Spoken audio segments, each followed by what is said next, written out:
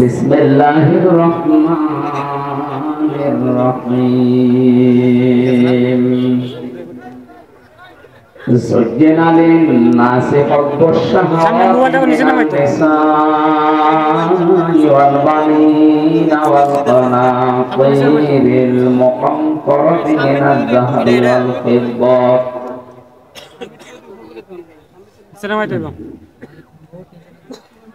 والخيل المصومة والأنعام والحرث ذلك متاع الحياة الدنيا الله عنده حسن المآب صدقت يا ربنا اللهم صل على سيدنا مولانا محمد وعلى آل سيدنا مولانا محمد الحمد لله গাজীপুর জেলার সদর থানার অন্তর্গত আমতলী যুব সমাজের উদ্যোগে মৃত ব্যক্তিদের রূহের মাগফিরাত কামনায় মহাবিশ্বের মহাবিশ্বর আমাদের মালিক আমাদের মনিব মহান রব্বুল ইজ্জত ওয়াল জালালের মুখের পবিত্র বাণী কোরআনে কারীম তাফসীরুল কোরআন মাহফিল 2 দিন ব্যাপী এটা নবমতম বাৎসরিক দ্বিতীয় দিনের সালাম ধর্ম সমাপনী সাউন্ড নয় আছে কোনো এই মাহফিলের প্রধান অতিথি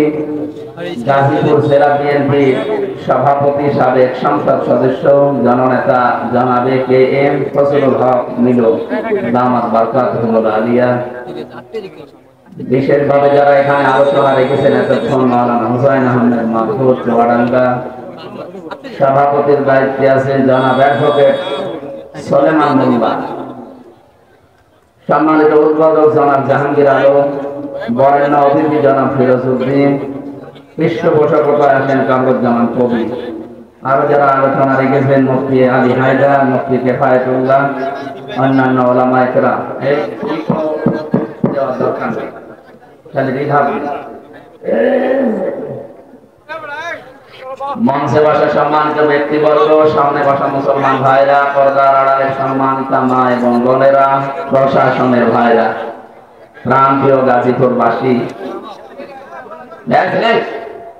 আপনি কথা বলতে তো আমরা নিয়ে আসছেন কথা বলা যাবে না দাঁড়িয়ে থাকেন বসে থাকেন ভালো লাগলে শুনে পড়ে কথা বলবেন বেশি খারাপ লাগলে বাড়ি চলে যাবেন কিন্তু কথা বলবেন আমার অনুরোধ 1 ঘন্টা কথা বলবেন কোরআন শুনতে হলে কিছু আদব আছে তার ভেতরে অন্যতম ফাসতামিউ লাহু আনসিতু শোনা লাগবে চুপ থাকা লাগবে এই নির্দেশ আমি মানলাম বলেন হ্যাঁ আল্লাহ বলেন শোনাও লাগবে চুপ থাকাও লাগবে দুইটাই ফরজ এরপর কথা বলতে কে জরুরি হলে ইশারা দেবেন কথা বলবেন না ভাই আমরা কোরআনে কারিমে প্রবেশ করছি সুতরাং কথা সব বন্ধ আল্লাহর চাইতে বড় কথা কার আছে কালিমাতুল্লাহি হিয়াল উলিয়া সবচেয়ে বড় কথা কার যেন আমাদের উচিত হচ্ছে দেশের সবচেয়ে বড় জায়গা আমরা যেটাকে মনে করি সংসদ ওখানে আল্লাহর কথা চালু করা দরকার জানেন ভাই 15 বছর শুধু উদ্বোধনের সময় পড়তো আউযু বিল্লাহি মিনাশ শাইতানির রাজিম শয়তান থেকে আশ্রয় চায় অথচ বড় বড় শয়তানগুলো বসে আছে কি শয়তান থেকে আপনি আশ্রয় চান শয়তানের যে কোয়ালিটি গুলো ওইগুলো নিয়ে ওরা ভেতরে বসে আছে শয়তানের 1 নাম্বার কোয়ালিটি হচ্ছে পৃথিবীতে শয়তান অপচয় করে বেশি ইন্নাল মুবাদদিরিনা কানু ইখওয়ানা শায়াতিন ওয়া কানা শাইতানু লিরাব্বিহি কাফুরা পৃথিবীর বহু নিকৃষ্ট কাজ আছে সেই কাজগুলো করলে মানুষ শয়তানের ভাই আল্লাহ কোরআনে দেয় অথচ যারা অপচয় করে তারা শয়তানের ভাই মানে 15.5 বছরে সবচেয়ে বেশি অপচয় হয়েছে এক পদ্মা সেতু বানানোর প্রথম টার্গেট দিল যে 12,000 কোটি টাকা হয়ে যাবে এরপরে আবার দিল টার্গেট না 20,000 লাগবে আবার দিল না 30,000 এরপরে আবার চাইছে 32,000 যে প্রথম টার্গেটটা দিয়েছিলেন তো আন্দাজ দিলেন ঠিকভাবে দিয়েছিলেন, বাকি তিনবার যে বাজেট বাড়ালেন তার মানে এর ভেতরে কিছু মারিং কাটিং আছে। যত বড় বড় প্রজেক্ট বানিয়েছে সবগুলোতে অত বড় বড় মারিং কাটিং ছিল। কথা বলছে না কেন? এটা অপচয় না? সুতরাং অপচয় যারা করেছে আপনি শয়তানের ভাই, আর শয়তানের ভাই বলছে আউযু বিল্লাহি মিনাশ শাইতানির রাজিম, আমি শয়তান থেকে আশ্রয় চাই। শয়তানের দ্বিতীয় কাজ হচ্ছে উচ্ছৃঙ্খল। কি বলে তো? আপনি তাকান 15.5 বছরে ওই দলে যারা ছিল সবগুলো উচ্ছৃঙ্খল। আগস্টের 5 তারিখের আগ পর্যন্ত যেভাবে মানুষ পিটিয়েছে, বিশেষ করে যে ছাত্র জনতাকে যাদেরকে নিষিদ্ধ করা হয়েছে, এই দলটা কি বড় বড় ছোরা দিয়ে ছড়ে দিয়ে মানুষকে মানে গাছের উপরে কোপ দিচ্ছে, জীবিত মানুষদেরকে কুপিয়ে এভাবে মেরে বিদায় করে। হিন্দুকেও ছাড়ে না এরা, এটা বিশ্বজিৎ ও বলেছিল যে ভাই আমি একটা হিন্দু মানুষ, আমি হাফ হাতা, আমি ফুল হাতা। ফুল হাতা ছিল না? বলছেন ফুল হাতা কি? এই কথা বললাম কেন? ওকে যে মেরেছিল সে শাওন আমার সাথে ছেড়েছিল, ও আমাদের রাইট আছে, আমাকে এসে বলতো যে ভাই বারবার নিষেধ করতো আমার মেরে না ভাই, আমি অন্য ধর্মের মানুষ, আমি শিবির না। কিসের শিবির? শিবির আমি শিবির জানি নাকি? আমি একটা হিন্দু মানুষ, আমি না আমার মতো জিনিসপত্র দেখে, আমি আপনার মতো হাফ হাতা না, আমি ফুল হাতা, এরপরেও ছাড়ি না, একেবারে কবের পরে কব দিয়ে শেষ করে। এই কাজগুলো যারা করেছে যে উচ্ছৃঙ্খল ছাড়া, এরা শয়তানের সরাসরি শয়তান, এরা শয়তানের ভাই। উচ্ছৃঙ্খল ছাড়া এরা সরাসরি শয়তান। শয়তানের আরো আরো গুণ আছে, তার ভেতরে অন্যতম গুণ হচ্ছে যৌনতা ছড়াতে ভালোবাসে। কথা বুঝতেছে? ও জান্নাত থেকে আদম আর হাওয়াকে বের করে দেবে এই প্ল্যানও ছিল না। প্রথম প্ল্যান ছিল কি করে এদেরকে উলঙ্গ করা যায়। এই টার্গেট নিয়ে 15.5 বছরে অনেকে এই চেষ্টা চালিয়েছিল, জাতিকে কি করে উলঙ্গ করা যায়। বলেন, এখনো পর্যন্ত ষড়যন্ত্র থামেনি, এখনো চলছে। এই যে মানবাধিকারের নাম নিয়ে যারা সমকামিতাকে প্রমোট করছে, উপদেষ্টার ভেতরেও নাকি 2 জন এই দলে আছে। আমরা শক্তভাবে বলছি, এটা যেহেতু শুধু মাহফিল না, এখান থেকে সারা দেশে মেসেজ যাবে।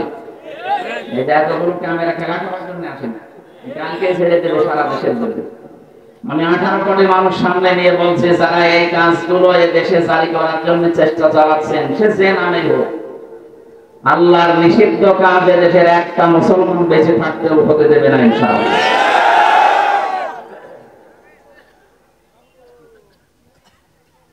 যৌনতা ও ভালোবাসার জন্য আদম এবং হাওয়াকে কি করে উলঙ্গ করা যায়, এরকম মন নিয়ে জান্নাতের মেইন গেটে বসে বসে কাঁদছি। হযরত আদম একটু গেছে বাইরে,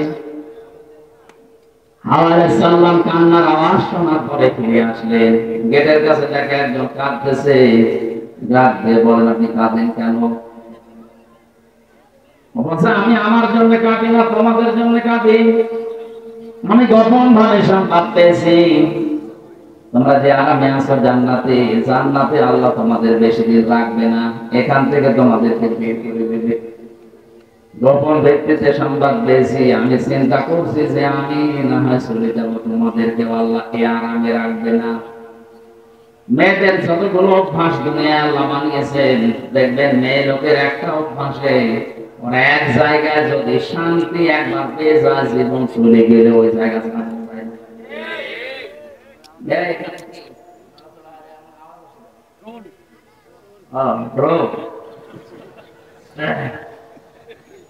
আপনি একটু লক্ষ্য করেন, পরকীয়া প্রেমে যারা একবার স্বাদ পেয়েছে, 4-5টা ছেলে হোক মেয়ে হোক অসুবিধা নেই, সব হইলে দুনিয়া আল্লাহ রাস্তায় চলে যাবে। এরকম মহিলা পান, ওরা একবার যদি কোন কাজে আনন্দ পায়, শান্তি পায়, জীবন চলে যাবে। কিসের মান সম্মান আর কিসের ছেলে মেয়ে? একবার মেয়েরা যদি কোন চেয়ারে বসে শান্তি পায়, জীবন গেলেও চেয়ার থেকে উঠতে চায় না। উঠতে চাচ্ছিল, এত কিছু হয়ে গেছে, 15.5 বছরে কত মায়ের মুখ খালি হয়েছে, এরপর দেশ এপার থেকে ওপার চলে গেছে। না, আমি যেভাবেই হোক আমার আর চাই। এ কথা বলেন না। শয়তানের কথা। কার কথা? হযরতে হাওয়া আলাইহিস সালাম বললেন, আপনি কাঁদবেন না। কাঁদার আগেই তো আপনি কথা বলার আগে কাঁদেন। কি অভ্যাস আপনার? তামাম পৃথিবীর দিকে তাকাবেন, শয়তান মার্কা মানুষ ছাড়া ওরা দেখবেন কথা বলার আগেই কেঁদে ফেলে। একটু খেয়াল করে দেখবেন, কথা বলার আগে যদি কেঁদে ফেলে, আমার কেউ নেই, কেউ নেই, তো কেউ নেই, আমি কি করবো? টাকার দরকার কেটে বলতে চান, বলতে তো না, আগে কান্নাকাটি করবে। এটা কথা বলার আগে কেঁদে ফেলে, এটা শয়তানের অভ্যাস। বলে এইগুলো যারা নেয় তারা আসলে কি বলেন বলেন। ভেতরে ঢোকার পরে যখন বলেছে যে ওই গাছের কাছে যাওয়া নিষেধ, এখানে গোপন একটা বিষয় আছে, যদি গাছের ফল খেতে পারো জীবনের মতো চিরস্থায়ী হয়ে যাবা। এই কথা যখন বিশ্বাস করছিল না, তখনও কসম দিয়েছে আল্লাহর নামে। অকসামাহুমা ইন্নী লাকুমা মিনান নাসিহিন। আমার কথা বিশ্বাস হচ্ছে না, আমি কিন্তু আল্লাহর নামে কসম দিয়ে বলছি, আমি তোমাদের হিতাকাঙ্ক্ষী। তাম দুনিয়াতে খোঁজ খবর নিয়ে দেখবে, 57টা মুসলিম রাষ্ট্রে মুসলমানদের ঈমান আর আমল ধ্বংস করার জন্য শয়তান যারা আসে, ওরা কিন্তু হিতাকাঙ্ক্ষী চেয়ে আসে।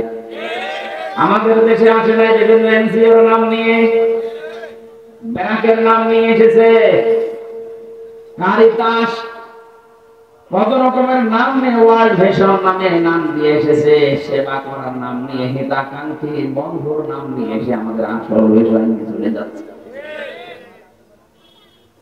শয়তানের যতগুলো অভ্যাস বলছে একটা একটা করে আমি দেখছি, দেশের বহু মানুষের চরিত্রের সাথে মিল আছে। কথা বলে না কেন?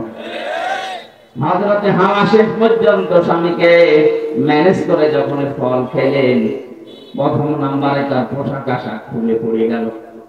শয়তান দূর থেকে লজ্জা স্থান থেকে খেল খেল করে হাঁটছিল। আমার প্রথম বিষয় এটা, শয়তান যৌনতা ছড়াতে ভালোবাসে। আজ যারা নিজের লজ্জা স্থান উলট পালট করে মানুষকে দেখাতে ভালোবাসে, বুঝবেন ওরে শয়তান দখল করে ফেলেছে। শয়তান যৌনতা ছড়াতে ভালোবাসেন, উচ্ছৃঙ্খলতা ছড়াতে ভালোবাসেন, শয়তান অপচয় করতে ভালোবাসে। কথা বলেন না কেন?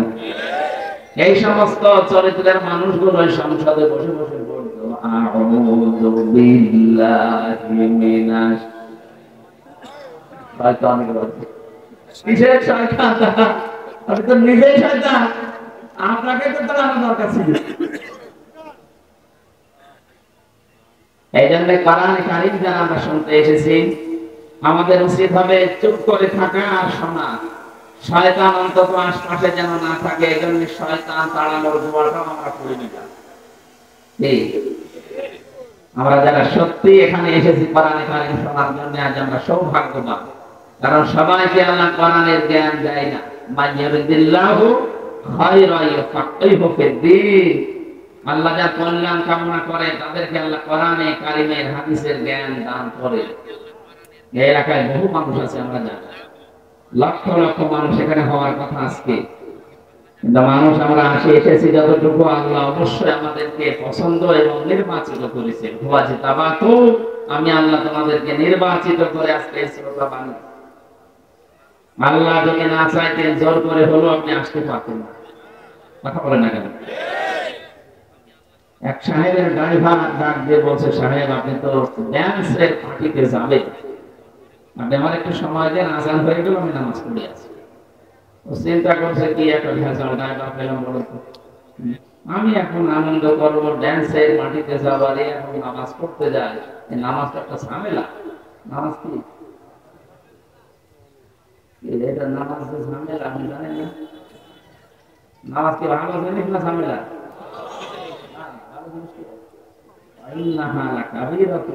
আল্লাহ বলেন নামাজ একটা বড় ভারী জিনিস, ঝামেলা জিনিস। যারা আল্লাহকে ভয় করে তাদের জন্য এটা মোটেও ভার না, এটা মোটেও খারাপ লাগবে না। খারাপ জিনিস তো ওই সাহেবের কাছে মনে হবে, কারণ ওই কিছুক্ষণ পরে ড্যান্সে যাবে, ওর কাছে কি ঝামেলা মনে হবে না ভালো মনে হবে? চিন্তা করছে এরপরে আমি চাচ্ছি একটা খারাপ কাজ। আর নামাজ পড়তে চাই বেটা, গরিব মানুষ যদি নামাজ পড়তেও না দেয়, নিজেও পড়ে না, এরাও যদি না দেয়, যা তাড়াতাড়ি ও নামাজ পড়া শেষ করে চিন্তা করছে কি করে ইমাম সাহেব যে বড় কিরাত ধরেছে, এত পেছন দিক থেকে আমি কিছু বলতেও পারছি। যদিও আমাদের এই দেশে অনেক সিস্টেম আছে যারা কিরাত বড় বড় পড়ে পেছনে মুসল্লি মনে করে কিভাবে লোকমত দেওয়া যায়। আমি তো আর এই সোটা জানি না, তখন গলা কাটা এরা মুসল্লি দেশে নেই, এই যে এই করলে কিন্তু নামাজ ভেঙে যাবে ভাই। নামাজের ভেতরে 19টা কারণ আছে নামাজ নষ্ট হওয়ার। তার ভেতরে আমলে কাশি করা, বিনা কারণে কাশি দেওয়া, করা, আমরা নামাজ ভেঙে গেছে। একবার মুরব্বী পেয়েছিলাম কুষ্টিয়ার হারসা, নামাজে দাঁড়িয়ে বিদ্যুৎ চলে গেল, আমি নামাজে বসে গাড়ি চলে গেল। মুরব্বী নামাজে আমার কাম 13 ফরজ, আর যে কোন ফরজ ওদের বাবা যেতে গাড়ি চলে গেল, আর আমার মুখ দিয়ে হঠাৎ বের হয়ে গেল আচ্ছা কি করব। নামাজে কি বের হচ্ছে ও টের পাচ্ছে না, আমার নামাজ হয়। অন্তত নামাজের এই 19টা যে কারণ আছে ভেঙে যাওয়া, এগুলো যেন আপনার নষ্ট না হয়। নামাজের ভেতরে তো গলা কাশি দেওয়া আপনার জন্য জায়েজ না। নামাজের সর্বপ্রথম যেটা নামাজ নষ্ট হয়ে যায় তার নাম হচ্ছে কোরআন শরীফ দিকে অশুদ্ধ করা। কথা বলেন, এদেশে হাজারো মুসল্লি দেখবেন কোরআন শরীফ অশুদ্ধ পড়ে নামাজ পড়ছে। না, আমরা নামাজ নেওয়ার জন্য আল্লাহ বসে। কেউ যদি বলে বলবো আল্লাহু আহাদ, বলবো আল্লাহু আহাদ, আপনি এখানে ওয়ার উপরে জোর আছে, বলবো আল্লাহু আহাদ। আল্লাহু সামাদ বলে, সামাদ মানে যার অভাব আছে, এখানে সোয়াদ আছে, আল্লাহু সামাদ যার অভাব নেই। আশা করছি আপনাকে লজ্জাটা দিলাম এই কারণে এখানে 20 বছর নামাজ পড়ছেন, আজ পর্যন্ত সূরা ফাতিহার 7 আয়াত শুদ্ধ করতে পারেননি। দুনিয়ার এত কিছু আপনার মুখে আসে, কোরআনে কারিমে অশুদ্ধ পড়লে নামাজ হয় না, এটা বলছেন না কেন?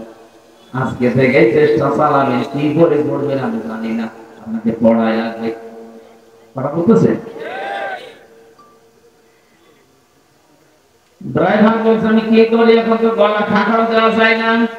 শেষ করার পরে নামাজ অনেকক্ষণ সময় যখন লেগেছে, মনে মনে ভাবে আমি তো নামাজ পড়ার পরে জানি ফরজ নামাজ সালাম ফিরিয়ে কিছু দোয়া পড়া লাগে। মনে তো বাইরে বসেই আছে, যাবে তো ড্যান্সে, দেখে একটু পড়ি। আয়াতুল কুরসি পড়ছে, আল্লাহুম্মা আনতাস সালাম ওয়া মিনকাস সালাম তাবারাকা ইয়া যাল জালালি ওয়াল ইকরাম, এগুলো পড়তে আরম্ভ করেছে।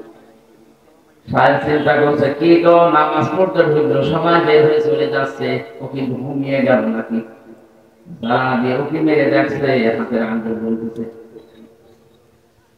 মনে মনে ভাবছে আল্লাহ এই মাসের ভেতরে বিভিন্ন সময় টাকা দিয়েছি বাজার করার জন্য, 1 মাসে কত টাকা আত্মসাৎ করেছে, একেবারে নিরালা হিসাব করছে। জানানা দিয়ে ডাক দিয়েছে, ওই বেটা কিসের হিসাব করি? তার হিসাব না, আমি নামাজের পরে জিকির করছে আল্লাহর নামে। ধারণাটা ভুল হয়ে গেল। কে এত দেরি করো, বাইরে যাবেন, আমার দেরি হয়ে যায়, তাড়াতাড়ি বের হন। ভেতর থেকে ড্রাইভার আওয়াজ দিচ্ছে, সাহেব যে মালিক আপনাকে এতক্ষণ পর্যন্ত বাইরে দাঁড় করিয়ে রেখেছে, ভেতরে আসতে দিচ্ছে না। ওই মালিক কেন অজানা একটা আবেশে, অজানা একটা হুকুমে আমাকে ভেতরে আটক করে রেখেছে, যেতে দিচ্ছে না। যারা এসেছে সত্যি আজকে তেলাওয়াতকৃত আয়াত থেকে এমন কিছু আমরা শোনার চেষ্টা চালাবো, আল্লাহ যেন আমাদের জীবনটা সত্যি সাকসেস করে দেন। যে আল্লাহ আমাদেরকে দয়া করে নিয়ে এসেছেন হাজারো মানুষের ভেতর থেকে, বলেন আলহামদুলিল্লাহ। দরুদ আর সালাম পড়ছে আমাদের নবী মুহাম্মদুর রাসূলুল্লাহ সাল্লাল্লাহু আলাইহি ওয়াসাল্লামের প্রতি। বিশ্বনবীকে আল্লাহ যত কিছু দুনিয়াতে দিয়েছিলেন সবগুলোর ব্যাপারে আদেশ হচ্ছে ওমা আতাকুমুর রাসূলু ফাখুযুহু, উনি যা দিয়েছেন তোমরা আঁকড়িয়ে ধরবা, ওমা নাহাকুম আনহু ফান্তাহু, যেটা নিষেধ করে ওটা ছেড়ে দিবা, এই নির্দেশ কার? আপনি ওনার পুরা জীবনের সাথে মিলাবেন। বিশ্বনবী নেতৃত্ব দিয়েছিলেন 17 বছর বয়স থেকে একটা দল তৈরি করে, হিলফুল ফুজুল শান্তির সঙ্গ। এই যে নেতৃত্বের গুণাবলী তৈরি করার জন্য আল্লাহ পাক তাকে ছোটবেলা থেকে গড়ে তুলেছেন।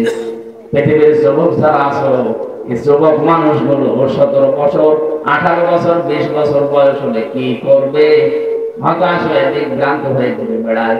এরা যে কি করবে, নবীজিকে আল্লাহ সেটা দেখিয়েছে। কথা বলেন ঠিক কিনা? এজন্য আমরা আজকে থেকে যাদের 15 বছর 16 বছর 17 বছর বয়স, আমাদের এই বয়সে যেহেতু শয়তান বেশি টার্গেট করে, আক্রমণ করে, আমরা নবীর মতো শান্তির সঙ্গ যেখানে পাবো ওই দলে ভর্তি হয়ে যাব। যে দল পৃথিবীতে শান্তি প্রতিষ্ঠা করতে চায়, নেতৃত্বের গুণাবলী তৈরি করতে চায়, আজ দেশে হাজারো মানুষের নেতা হতে চায়, রাজনীতি করতে চায়, নেতৃত্বের কিছু কোয়ালিটি লাগে। আন্দাজে নেতৃত্ব দেওয়া যায় না, দাবি করা যায় না। নেতা হওয়ার জন্য কোরআন শরীফের ভেতরে আমি 7টা কোয়ালিটি পেয়েছি। কয়টা? এই দেশে যারা নেতৃত্ব দিচ্ছে, সে ছাত্রদের বলেন, বুড়াদের বলেন, যারা নেতৃত্বে আছেন, নেতা যারা, আপনি কয়েকটা বলছি, দেখেন একটা মেলে কিনা। 1 নম্বরে কেউ যদি নেতৃত্ব দিতে চায়, নেতা হতে চায়, তাহলে তাকে পুরুষ মানুষ হওয়া লাগবে। মহিলা নেতৃত্ব দিতে পারবে না। এটা আমি বানালাম। হ্যাঁ, সূরা নিসা 34 নম্বর আয়াতের প্রথম অংশে আছে, আর-রিজালু কাওয়ামুনা আলান নিসা। আল্লাহ পাক বলেন পুরুষরা হবে নেতৃত্ব দানকারী আর মেয়েরা থাকবে তাদের আন্ডারে। এই সঠিক কথাগুলো 53 বছরে কোরআনের এই অনুষ্ঠানগুলোতে বলা হয় না। মানুষের জন্য এই কথা শুনলে নতুন মনে করে, এই আবার কি বলছে? এটা কি নতুন কথা? বলেন বলেন। আপনারা তো বলতে দেননি এতদিন। এটা না বলতে বলতে নেতৃত্বের জায়গাগুলোতে তাকান। আমরা হয়েছি জোগালি আর রাজমিস্ত্রি। আজকে থেকে কোরআনের সিদ্ধান্ত জানলাম, নেতা হতে হলে মহিলা হওয়া লাগবে। বলেন বলেন। নেতা হতে হলে মহিলা হওয়া লাগবে। কি? পুরুষ হওয়া লাগবে। শুধু মাহফিল শুনতে এখানে আপনি ধরা পড়ে গেছেন। যারা যেই দলের লোক হন না কেন, কোন মতের লোক, আমার ওগুলো দেখার দরকার নেই। আমি কোরআন থেকে শোনাচ্ছি। আজকে থেকে যতদিন বেঁচে আছেন, কোন মহিলা নেতৃত্ব আমি মানি না, আমি মানতে চাইছি।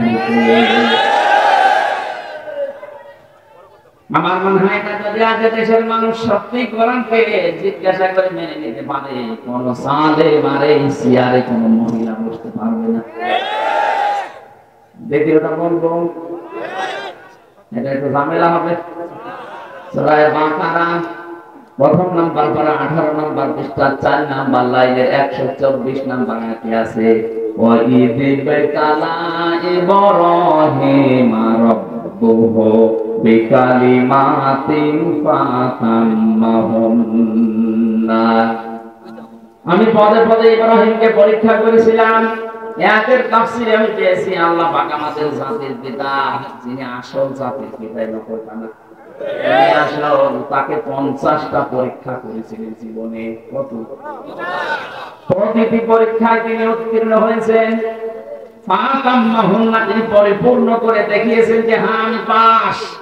আল্লাহ শেষ পরীক্ষায় তাকে বললেন, ক্বালা ইন্নী জাইলুকা লিন-নাসি ইমামা। হে ইব্রাহিম, আমি তোমাকে মানব জাতির নেতা বানিয়ে দিলাম। নেতা হতে হলে পরীক্ষা দেওয়া লাগে। আমরা এমন নেতাও পাই যে নেতা কলকে টানে। কলকে টানা মানুষ নেই। আমাদের জাতির পিতা ইব্রাহিম নবী নেতৃত্ব দিয়েছিলেন পরীক্ষা দিয়ে, 1টা 2টা না, 50টা। কয়টা? বলেন বলেন। তার ঈমান সম্পর্কে পরীক্ষা ছিল 10টা, আমল সম্পর্কে, কাজ সম্পর্কে পরীক্ষা ছিল 10টা।